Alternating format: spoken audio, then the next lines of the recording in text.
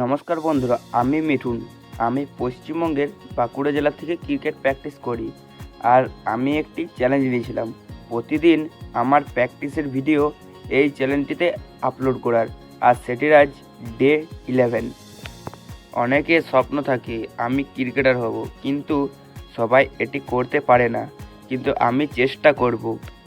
তোমরা সবাই পাশে থাকলে আমি ঠিক করে দেখাবো। যাই হোক, আজ প্র্যাকটিসে আমি কী করলাম সেগুলি দেখো। আজকে প্রথমে আমি ভালোভাবে ওয়ার্ম আপ করে জাম্পের কিছু ড্রিল করলাম। তারপর আমার বলিং স্পিড বাড়ানোর জন্য একটি ড্রিল করলাম। তারপর একখানে দাঁড়িয়ে একটি বলিং ফলথ্রুটি ভালো করার জন্য ড্রিল করলাম।